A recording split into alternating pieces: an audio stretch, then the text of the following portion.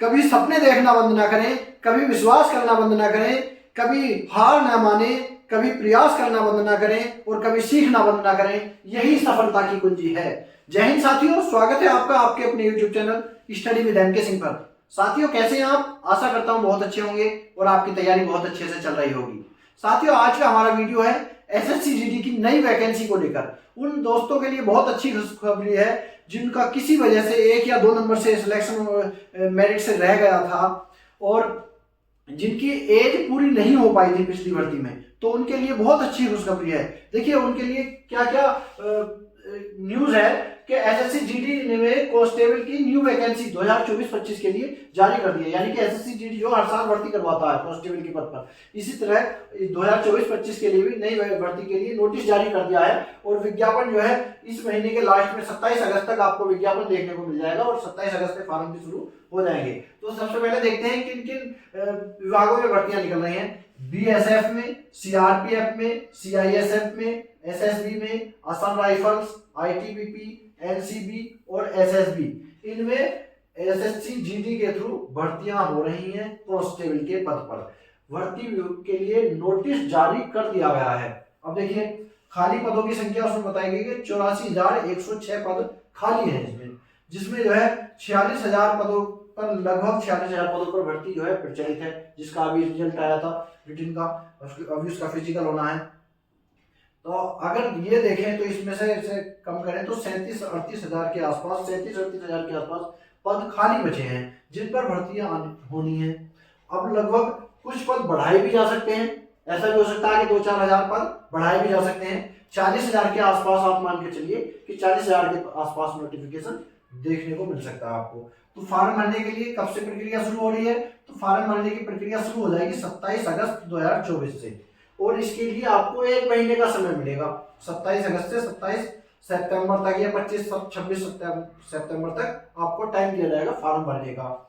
इसके लिए योग्यता क्या रहने वाली है? देखिए योग्यता की बात करें तो 10वीं पास ओनली, भले ही आपके 33 या 35% हो या 60% हो या 90% हो, इससे कोई फर्क नहीं पड़ता। 10वीं में पास होना अनिवार्य है किसी भी विषय से और किसी भी बोर्ड से आप 10वीं पास हो, बस इतनी क्वालिफिकेशन है। आयु की बात करें तो आयु वही है 18 से 23 वर्ष। देखिए पिछली भर्तियों में कोविड के कारण अधिकतम आयु में छूट दी गई थी, इस बार अधिकतम आयु में कोई छूट नहीं दी जाएगी। सिर्फ उन आरक्षित वर्ग के अभ्यर्थियों को ही आयु में छूट दी जाएगी जिनको पहले से होती है।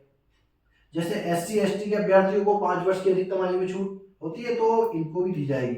ओबीसी कैटेगरी के अभ्यर्थी को अधिकतम आयु में 3 वर्ष की छूट, एक्स सर्विसमैन को अधिकतम आयु में छूट मिलती है तो इनको भी छूट अधिकतम आयु में दी जाएगी। अब बात करते हैं आयु की गणना कब से की जाएगी। यदि आयु की गणना की बात करें तो इस भर्ती में भी लगभग माना जा सकता है कि 1 अगस्त 2024 से आयु की गणना की जाएगी। 1 अगस्त 2024 से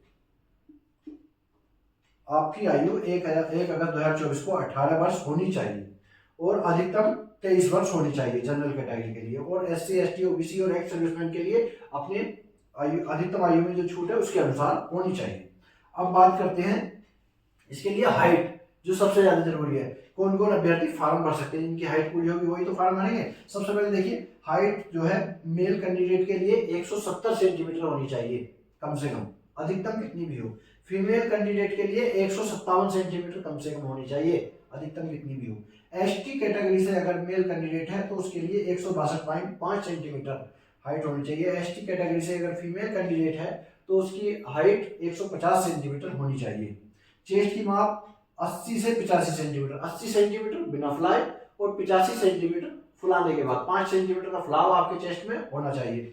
और एसटी कैटेगरी की अगर बात करें तो 76 से 81, यानी 76 बिना फुलाए और फुलाने के बाद 81 सेंटीमीटर का सीना की माप होनी चाहिए। महिलाओं के लिए जरूरी नहीं है। रनिंग, देखिए रनिंग की बात करें तो रनिंग जो है पुरुष कैंडिडेट के लिए किसी भी कैटेगरी के हो, इसमें रनिंग में कोई छूट नहीं दी जाती है।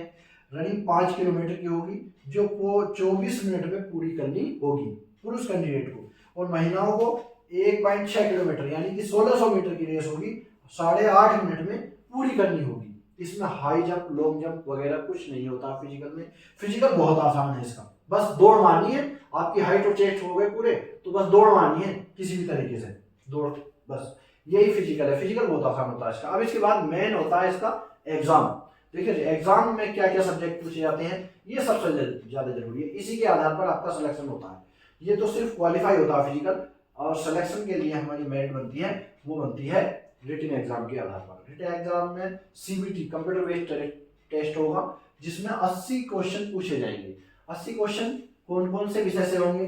देखिए रीजनिंग से 20 क्वेश्चन होंगे जो 40 नंबर के होंगे, गणित से 20 क्वेश्चन 40 नंबर के होंगे, जीके और जीएस से 20 क्वेश्चन 40 नंबर के होंगे, हिंदी और अंग्रेजी से, यानी कि हिंदी हो या अंग्रेजी, दोनों में से एक विषय आपको चुनना है।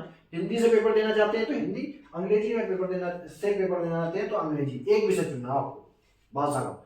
इससे भी 20 प्रश्न पूछे जाएंगे जो 40 नंबर के होंगे। टोटल 80 प्रश्न पूछे जाएंगे और 160 नंबर के होंगे। इसे सोल्व करने के लिए समय दिया जाएगा 60 मिनट का समय। अब देखिए एग्जाम कब होगा, ये भी जरूरी है। देखिए अभी अगस्त चल रहा है, और यदि अभी से फॉर्म भरे जाते हैं तो एग्जाम की डेट दिसंबर 2024 से जनवरी 2025 तक आने की उम्मीद है। दिसंबर 2024 से जनवरी 2025 तक के बीच एग्जाम हो सकता है। अब इसमें मेन है वेतन कितना होगा। देखिए वेतन की बात करें तो 21,700 से 69,100 रुपए तक के बीच वेतनमान रहता है। इसमें शुरुआत जो होती है 30,000 से प्लस, 30,000 से अधिक से शुरुआत होती है मंथली वेतन की। सिलेक्शन प्रोसेस आपके समझ में आ गया होगा। सबसे पहले सीबीटी परीक्षा होगी, कंप्यूटर बेस्ड टेस्ट, जिसमें ये 4 सब्जेक्टों से प्रश्न पूछे जाएंगे, 80 प्रश्न 160 नंबर के होंगे। इसके बाद पीएसटी एंड पीटी, यानी कि फिजिकल स्टैंडर्ड टेस्ट और फिजिकल इफिशियंसी टेस्ट। इसमें क्या होगा, आपकी नापतोल होगी हाइट और चेस्ट की, और उसके बाद रनिंग होगी। इसके बाद मेडिकल और डीबी, मेडिकल होगा, मेडिकल के बाद डॉक्यूमेंट वेरिफिकेशन। अब यदि मेडिकल में एक बार अनफिट घोषित कर दिया जाता है तो उसको रीमेडिकल के लिए 15 दिन का समय दिया जाएगा। 15 दिन के बाद आप रीमेडिकल करवा सकते हैं, और रीमेडिकल में आप फिट पाए जाते हैं तो डॉक्यूमेंट वेरिफिकेशन होगा। इसके बाद आपका सिलेक्शन हो जाएगा। तो देखिए अभी बहुत समय है आपके पास। जिन भाइयों का इस भर्ती में नहीं हो पाया और एसएससी जीडी में ही BSF, CRPF, CISF, SSB, Assam Rifles, ITBP, NCB, SSF, इन केंद्र की भर्तियों में अपना कैरियर बनाना चाहते हैं तो अभी से अपनी तैयारी में जुट जाइए और अपनी तैयारी में लगे रहिए। सफलता जरूर मिलेगी। धन्यवाद।